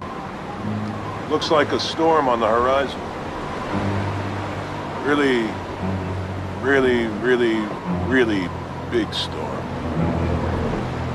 So they need Addie to decide if it's worth going through, but she's so wrapped up in all this Zach and Gina drama, she barely takes it seriously, which actually is kind of stressful when you think about it. So later they're having a karaoke night, and yet another chance for Gina and Zach to connect, but that's when the ship starts to shake a little bit. Uh-oh. Well, we might have time for one more karaoke singer before the boat sinks. So this is probably the biggest mistake Addie's made yet. Addie Singer! You took us out during storm season! Like literally all of her grade is going to die on this ship, which I didn't even know middle schoolers can go on a cruise alone. To me, that's kind of crazy. But you know, this whole thing was set up since the beginning, and Addie is just so irresponsible that it got so haywire. And unfortunately, out of her control, Zach has to admit to Gina that he does have feelings for her, because there's literally literally no better time. This is actually blowing up in Jake and Addie's face, but hey, it definitely needed to happen. What worse time for Gianni to come back literally again? Like, I feel so bad for Zach. Addie has to actually come to terms that maybe what she's doing is not right, you know? Like, they finally move past the storm and everything feels resolved, and Zach is finally able to tell Gina, resulting in a kiss. Aw, okay, so Addie's getting over this fact,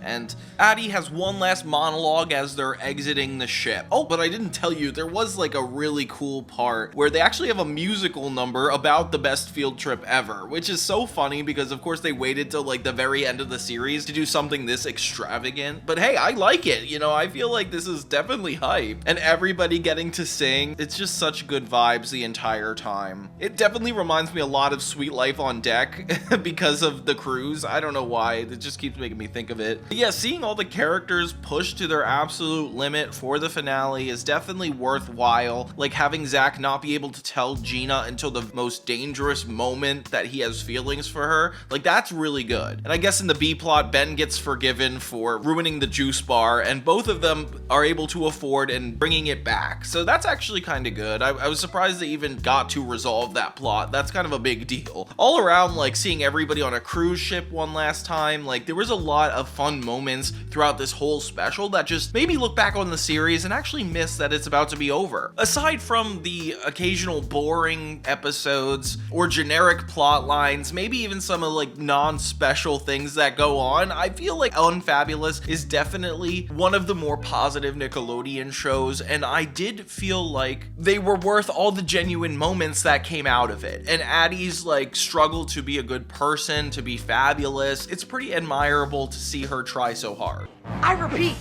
I'm naked! Ned's Declassified has always been like a unique Nickelodeon show, doing something slightly different than Drake and Josh, iCarly, a lot of the Dan Schneider shows. Like, they had a really genuine approach to their storytelling. Now, while the comedy writing is expertise in Drake and Josh, Zoey 101, this, I would say, is best writing for kids in general. Like, there's lessons, there's a lot of really heartfelt moments. Ned's Declassified was just a point in time where they were somehow able to get people who appreciated comedy, and also somehow convinced people like me who thought this show seemed a little too preachy to enjoy it. Like, it felt like a little bit a step above one of those training videos you'd watch in like a class or something. Something really good is the third season does a great job at setting up all these character arcs and completing them by this episode. Something that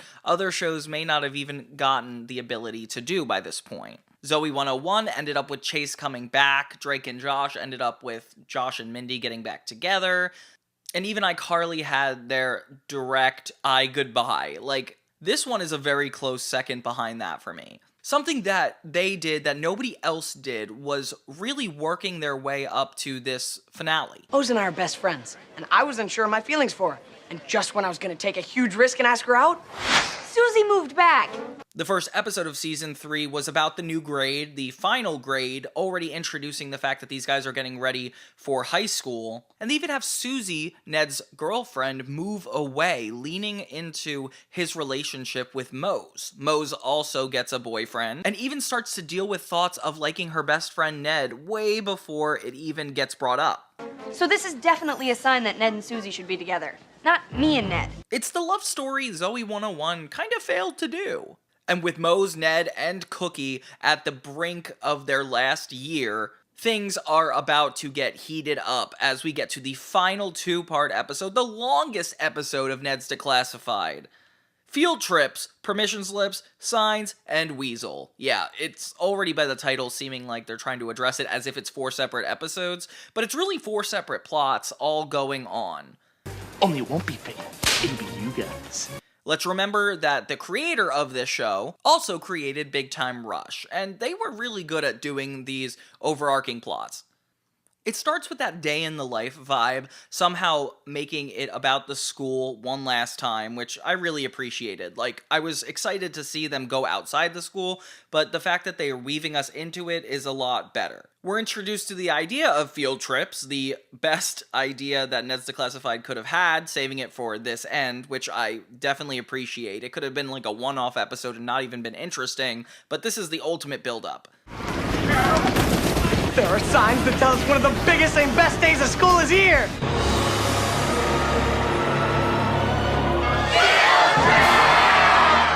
Everybody has something to deal with in this episode. Mose has to deal with her feelings toward Ned and figuring out if she wants a relationship or not and actually committing to that, while Ned wants to solidify his relationship with Susie in order to get Mose out of his head, which is definitely a guy-like thing to do. Cookie, in the meantime, is trying to get the affection of Lisa, who once used to be a nerd, and now she's pretty, and he wants her now. I don't know why we're not talking about the fact that he's so shallow that he actually has to wait for her to get beautiful to even like her. Like, that's crazy to me. The way they deal with these goals are actually really funny. Like, for example, Cookie, in order to impress Lisa, keeps going to his alter ego as the Silver Eagle or whatever, and Ned wants to take Susie to the Rose Garden to get a kiss. And we're gonna totally make out. You mean like this? Mose wants to see the wild boy in the museum and actually enjoy this field trip. And it's fun because these goals are so flexible that they end up turning all on their heads constantly. Meanwhile, we have Billy Loomer, the bully, trying to get the affection of Mose in this, which is super funny. Like, I feel like he's always tried to get her, but the fact that he's super committed at this point is awesome. Like, even his bully friends, like, help him get ready. It's so adorable. The first obstacle these guys have to deal with is permission slips, which is aptly named in the title. Their biggest enemy at this portion is Krubs, who does not want them to go on the field trip because they broke a bunch of laws. Really, he's just being petty, honestly, if we have to deal with it. Well, I guess we'll never know. But I do know Cook can't go on the field trip, so boo-hoo for you. Did you guys ever have a teacher sabotage you from going on a field trip? Yeah, me neither. So yeah, he puts the guys in detention, and immediately 10 minutes in, I'm like, how in the world are they going to get past this? Like, already this is a convoluted special, and I'm here for it.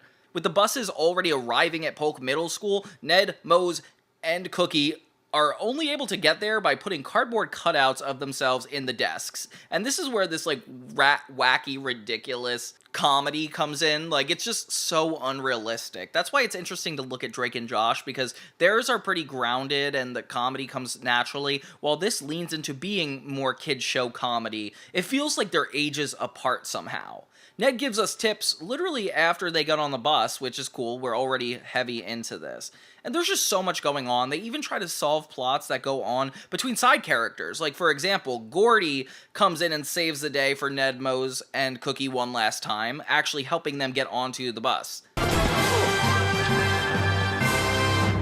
With Krubs constantly at these guys' necks, he is determined to make sure they do not go on the field trip. And you feel bad for them because you're like, wow, there's no way they can get around this. And the writers did a good job at putting us in a position where we have anxiety for these kids, because I was taken right back to my school days and was very stressed about it. Gordy is immediately fired in this, which kind of strikes me as really intense. Like, it seems like they're not afraid to go there 10 minutes into this whole special, and I am terrified.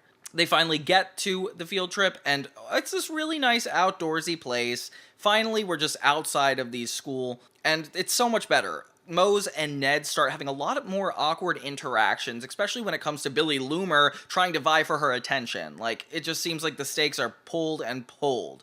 The Steel Eagle, Cookie's little alter ego counterpart, ends up saving the day. She'll love me and ask me out for pizza. Whatever. Against a bunch of robbers, and we learn that the robbers are just football players making a whole fake thing to look better in front of Lisa. And I've never seen this in a TV show where a superhero, just to impress a girl, like, doesn't have any powers, doesn't genuinely try to do good in the world. He just straightforward uses it as a ploy to win a woman over. And I can't believe he does this. This kind of like gets points down for me, but hey, it's interesting. We have Mr. Sweeney, the choir teacher, and a bunch of other past substitutes to create this like full circle moment. And you may be wondering where the other teachers are. Well, they're with Gordy. And it ain't my dodgeball! Well then, while the kids are on a field trip, we're going on a hunting trip!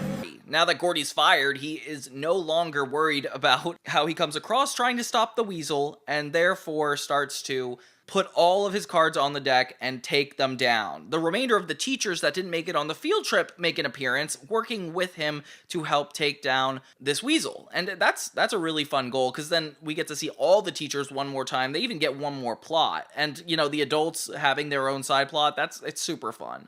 Ned, being so close to being caught by Krubs, pretty much has to ditch Susie at every chance he gets, and it's kind of sad. We end up seeing this guy named Willie Galt and Vanneral Wright, which are fake newscasters that have come up on the show before, like in the Spelling Bee from season 1.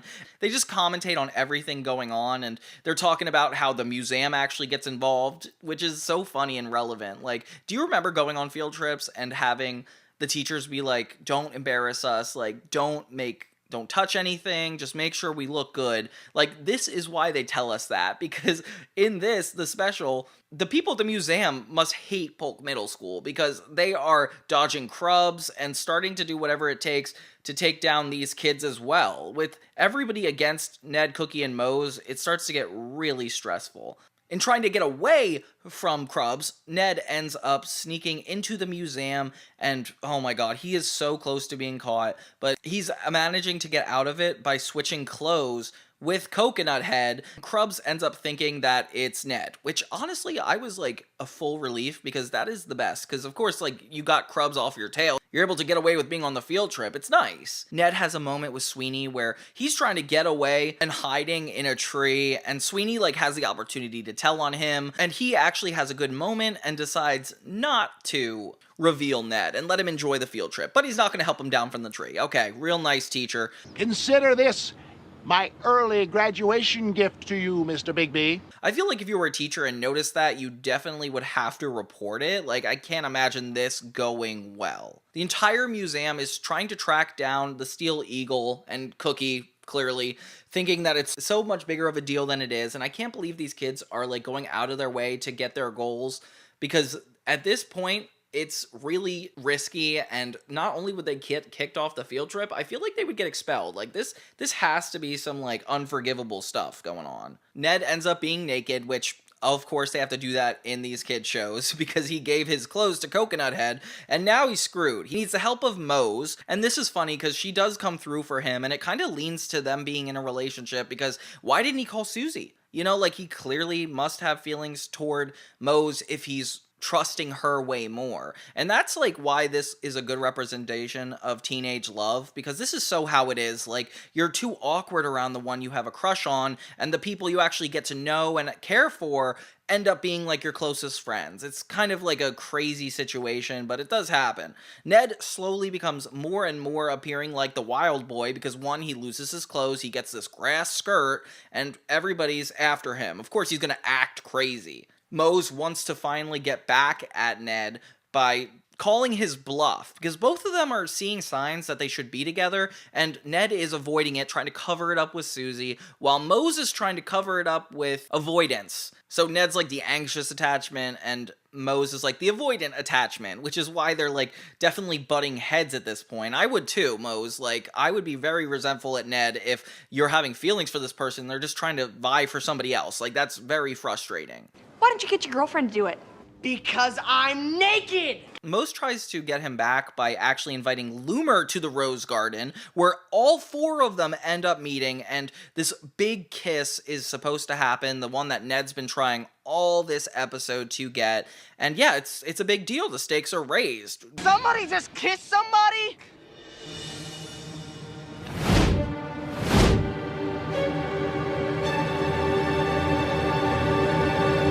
Perfect time to cut away to Gordy and all the other teachers taking down the weasel. Like, they end up destroying the school completely, which I find hilarious. The vice principal, like, acknowledges how bad this is, and all of them are so willing to help Gordy, even though it's gonna probably get him fired. Right before the kiss, though, everything comes to a head with Cookie running through and the museum employees chasing him, almost ruining the kiss, and Ned and Mose run away, listening to these signs that they should be together by leaving Susie and Loomer behind, who they both just look at each other and say, let's get back together, which that is a good representation of teenage love, like if I ever seen it. Kind of annoying because why, but you know, it's fair. I guess they worked up for that. It's a kid's show. Yeah, just the way everything culminates in, like, pushing Ned and Mose together. Like, these signs are just such a intense thing. And then, meanwhile, they have this extra, like, 5th or 6th plot. I don't know what's going on, but there's a bunch of people trying to steal the museum art within the building, and Ned, Mose, and Cookie's hijinks happen to get in the way and distract them from defeating their goals. Gentlemen, I hope you like money. You're not allowed to touch the art. Punk! Making the museum appreciative of them, and yeah, everything seems to work out. My favorite part, though, is the moment where Ned realizes he likes Mose, and that kind of makes me forgive him for all of this really jerky stuff he does as a teenage boy, like using Susie to forget about her, ditching Mose at every chance he gets. Like Ned is just not the best boyfriend, honestly, but he's trying, and it's really sweet when they have no other choice, and there's this big chase scene leading Ned to fall into the flowers.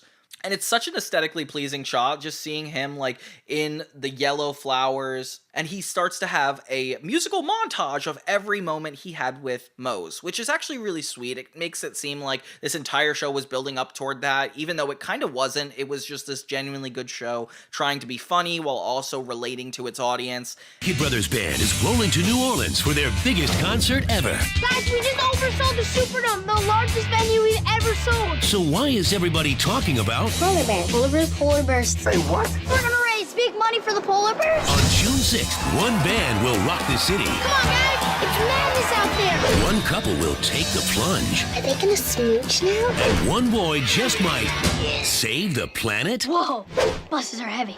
Can they get the girl and save the world? Whoa. Find out when the Naked Brothers Band stars in Polar Bears, a brand new movie with 4 new songs, premiering Friday, June 6th at 8, only on Nick. We will not rest until our work is done. Oh, I just came to tell you Anita's making pancakes and grits. Let's go. The season, The Polar Bears. So the 2-part season finale is called The Polar Bears, and it actually starts with everybody reading a magazine about the flaws that Nat Wolff has. Yes! He slurps his soup. I do not. Yes, you do, Yes, Nat. you do. I heard you doing it just a minute ago.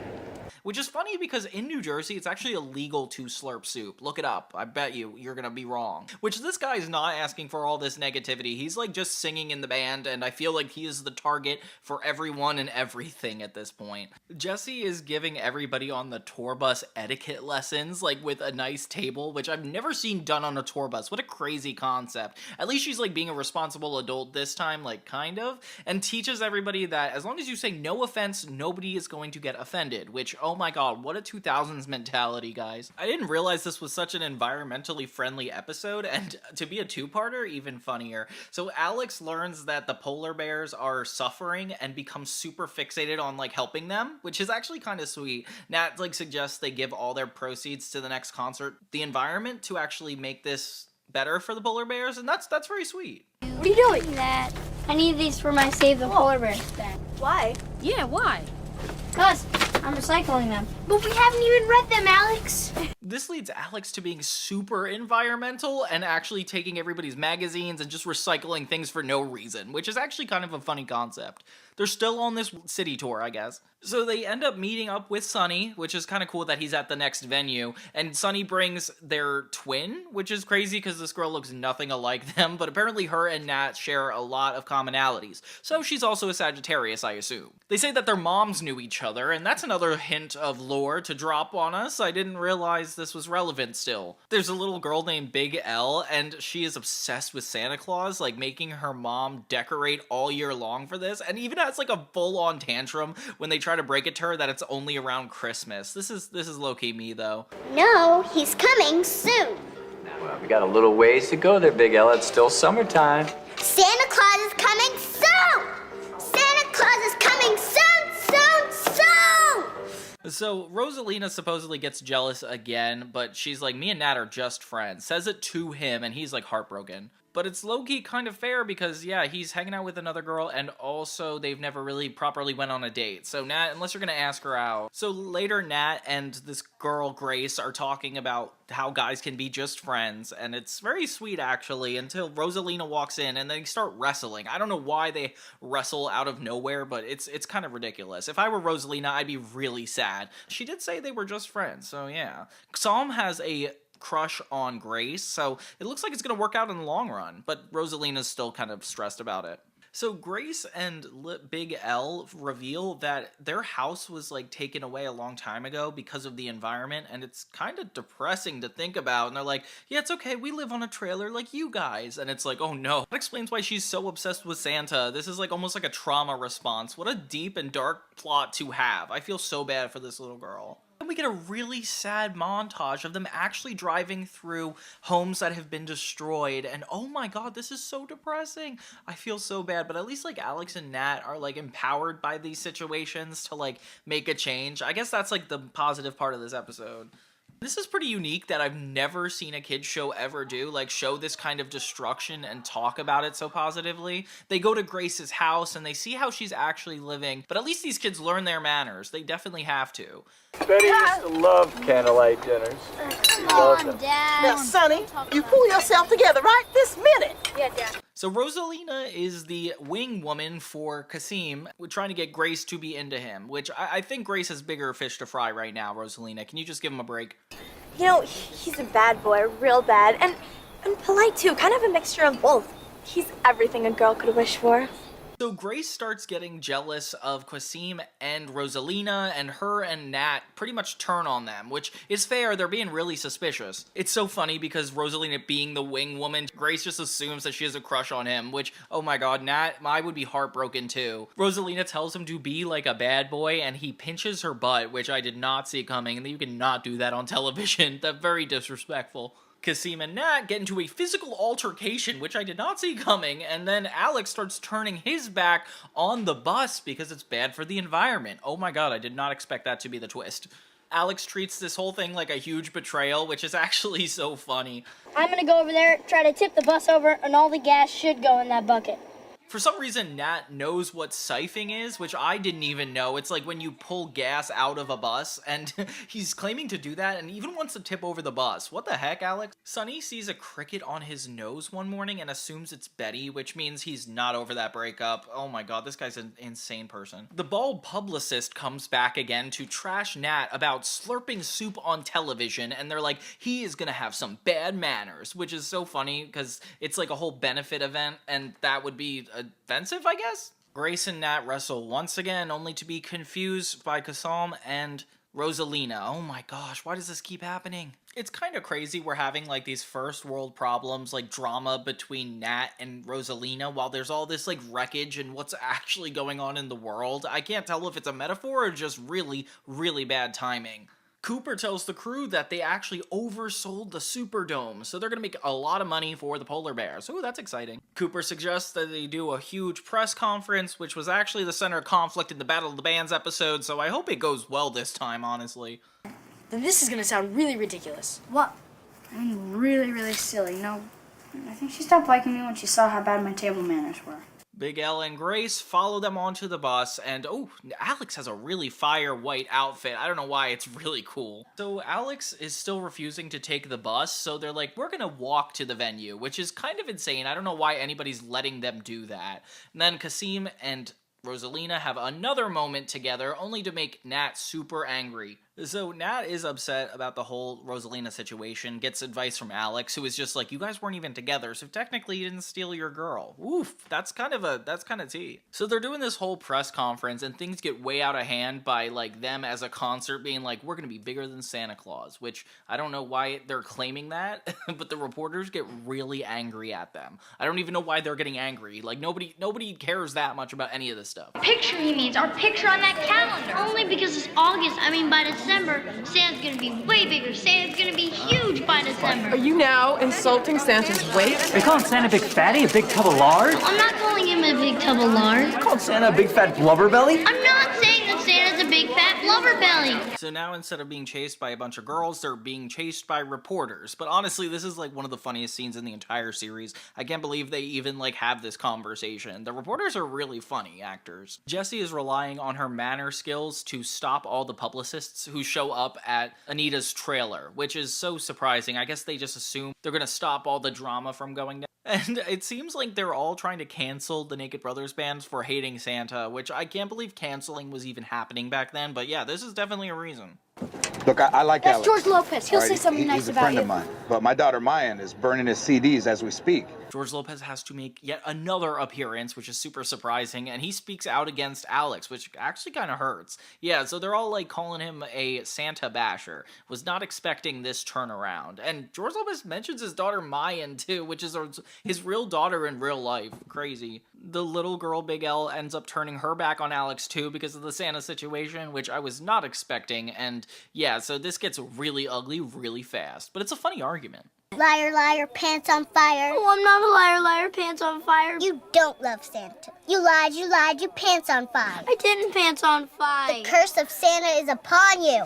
Then they have another really depressing song montage of Alex being sad, and it seems like he's dying and drinking himself to death because he drinks a bunch of milk, and it's like, what the heck is this supposed to represent? It's not till like the very last minute of this whole special that Grace overhears Kasim talking to Big L and learns that this was all a huge miscommunication. And this is the scene where the whole thing ends. I don't think we got a resolution to Rosalina at all. I don't know. This has to be like a glitch because there's no credits, there's nothing. It's just a 54-minute episode, and I don't know what's going on. Okay, so yeah, I did some reporting, and it looks like this is completely cut short. This is supposed to be an hour and 8 minutes, so 12 of the minutes were actually cut out of the Paramount Plus release. What is going on with this, guys? Yeah, so they end up finally making up Rosalina, Psalm, and Grace, and then they have this super cool charity dinner. All he wanted to do was tell you that he was giving all his money to save the polar bears' homes. The polar bears are Santa's neighbors. Santa loves them, and he loves Alex too. Which actually has them all in tuxedos, and it's finally bringing the manners stuff to light, which is kind of cool. So they perform for the final group of people, and then they get cut off. Apparently, they're not even allowed to. There is no music in the Grand Ballroom after 2300 hours. But our concert was canceled, and we came all this way to play music for the people of New Orleans. The band ends their world tour on a super positive note with actually raising a lot of money for the polar bears, and everybody's celebrating Santa Claus for some odd reason. I mean, I guess there's a connection between polar bears and Santa Claus, but I don't know, I'm just losing a lot of this metaphor, honestly. But then the final song of this special, it makes it so much more exciting because it feels like a full movie, like the way they conclude everything. And even though we had a lot of drama, a lot of environmental issues, like it all came back to a full circle moment, and I really like that. I really like that this was a formal ending, and I could always remember the commercials for this. I never quite knew what this Polar Bear special was about, but looking back on it, yeah, it was definitely a fun time talking about a lot of interesting things. I don't feel super resolved about everything, but you know what? That's what the third season's for, isn't it, everybody? The whole special was come up with by the siblings' mother, Polly Draper, who, you know, the series creator and showrunner, directed this too, and she said it's because Nat and Alex genuinely had a realization moment after they watched the movie An Inconvenient Truth, and even Alex started refusing to take baths, and it's just ridiculous. So then they ended up turning this into the movie to get kids to recycle and think about polar bears and the environment, which is why it's cool that they actually filmed in New Orleans, Louisiana, where the boy's father, Michael Wolff, was born. And a scene in the film even has Alex saying, "We're bigger than Santa Claus," which lampoons John Lennon's comment about the Beatles being more popular than Jesus, which is kind of a crazy claim. Poor Rosalina is the last thing I'm gonna say, because she is the one that's truly gypped throughout the Naked Brothers Hollywood. This came out in January 6th, 2006. Kind of a crazy time to come out, honestly. And this is actually after episode 11 of season 3, Sheep Thrills. So there was like this big gap, like probably 6 months, where they didn't have anything, but they did have the Drake and Josh Goes Hollywood movie. So the episode episodes, I would say they were about like 30, 35 in when this movie came out. So we should already know the characters. I feel like Megan is just on the cusp of getting older, and you could tell like throughout this special. For me, you could always tell if something's like really being taken seriously as a movie if they make some drastic changes that separate it from the sitcom. And I think not having the laugh track is already kind of what Drake and Josh Goes Hollywood thrives off of, as well as the opening sequence. So the opening sequences in movies like this are really important because, you know, you don't have the theme song like usual. This isn't just another day in the lives of these characters. This is a bigger deal. And they do a good job at giving a lot of shots of San Diego where Drake and Josh live, and even show us the house in this more cinematic light. I don't know if you noticed, but in Merry Christmas, Drake and Josh, they actually go even further with the cinema here. The cool thing about feature films are that there's always like one big inciting incident that makes the whole conflict in the story fall down a hill, and this is Drake and Josh getting ready to play at this huge event. Josh has just become Drake's manager through this and is trying to help represent him. They have this like really cool light machine that ends up like shooting laser beams everywhere, and it goes crazy, which is perfect for Drake and Josh hijinks. Like, it feels like a moment out of the show. I don't know what this lighting is though in Drake's room. Sure, I wanted it to be cinematic, but it looks like it's just a dark room and Drake and Josh are the only things being lit. Sorry about that. Megan announces that she's gonna go visit her friend somewhere off a plane. Josh is like, oh, congrats, go ahead, have fun. Josh calling to get a multi-million record deal is so funny because it's like, why in the world would that happen? Backbeat Records. Yes. I'd like to inquire about getting a multi-million-dollar record deal for my brother. So Josh's only responsibility as his parents are going on vacation is to take care of Megan and take her to the airport, which is funny because he's getting so wrapped up in being Drake's manager that he actually messes this up. They go in a little bit too late and actually rush and get her onto the wrong plane. Los Angeles? Mm-hmm. Not Denver? No. Those dumb boobs. And this is something that happens a lot in Drake and Josh episodes where they have one goal, but then one of them makes a decision that is actually so stupid that the rest of the episode is them undoing that one goal. And that is essentially this entire movie. Seeing them at the airport, driving a car, are places we haven't really seen Drake and Josh in the series, so it's really exciting to like show us these new places that we never got to see before. It's so interesting because usually movies take you into another location. Merry Christmas and Drake and Josh didn't, but this show did, which is kind of interesting because this is less cinematic, but they're going to more cinematic places, and in Merry Christmas, Drake and Josh, it's more cinematic, but they're going to all the usual places, which is also an interesting thing. Drake and Josh acting goofy, like trying to jump onto the plane, reads so differently without a laugh track. For some reason, it looks like we should be really concerned for the air pilots. Like, I don't know why, I see this and I'm like, maybe something's actually going to be dangerous. Next thing you know, they're gonna have to get on their own plane and get to Los Angeles, where they accidentally sent Megan.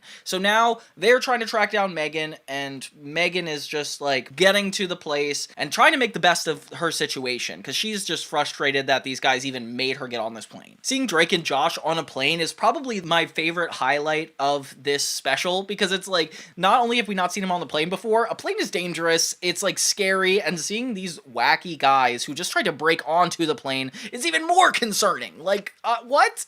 Hand me my ointment! Oh, kill me. And somebody falls on Josh's lap, which does not need to happen, but it's so funny it does. They give Megan actually the best treatment, even though she was sent on the wrong plane. They send her a limo, they get her a hotel, they hook her up with all the nicest stuff, because obviously she's a little girl lost in a new city. Like, I feel like that's honestly a really fair thing to do. Oh my God. And things get even more intense while at the airport of LAX, Josh hears a record producer, and he's like clearly trying to get Drake a deal, so he takes the laptop and puts it under the bathroom stall for him to notice it. Isn't that wildly inappropriate? Oh, you on my laptop. I've never heard of something more scary than if I'm going to the bathroom and you just slip a laptop to me. I don't care if it's Frasier. I'm not gonna be watching it. So yeah, this guy gets taken back by Drake, and he's like this really legitimate producer. So Josh is like, yeah, let's do this. And they actually make a plan, since they're in LA, to go meet with this guy. It's so funny that they choose to focus on Drake's career in only the specials. Like, Really Big Shrimp, this special, like, I mean, they have the Rain episode where they're getting ready for a concert, but I feel like when we're trying to take Drake the most seriously is when we have an hour at most. So while it seems like a win that Josh booked Drake on this show, we learned that they actually made another mistake. Josh had a tech mate at the airport and accidentally switched it with a criminal's iPod. What did we call it in the 2000s? I think it was like an iPod Nano. Yeah, it's not an iPod Nano, but let's just call it an iPod Nano just to be funny, you know? So yeah, Josh switches the iPod Nanos and has this one that actually has a lot of criminal activities, leading these two gangsters to show up at Megan's new hotel to confront them. I don't know how in the world they got this information, but they finally get Drake and Josh and kidnap them. Drake and Josh avoid getting kidnapped by actually stealing a famous person's car and driving away, and it's building up the danger and the stakes rising. This next part really scared me, but definitely gave me like the high stakes of a movie. Is like they get pulled over by these two FBI agents, quote unquote, and they are told to get out of the car. But it turns out it's not actually them, it's people working with the kidnappers, and now they're all taken. We don't really know what the kidnappers are doing quite yet until they manage to lock Drake and Josh up in this cage. Something that I was not expecting, considering Megan was the one in all the trouble so far. But it's cool, we actually established the stakes, that it's like more than important for Drake to be at this event, and we already have something that is going to put the chances of all of this going haywire out. That was not gentle. So Drake and Josh are dealing with the most real situation they've ever had to deal with.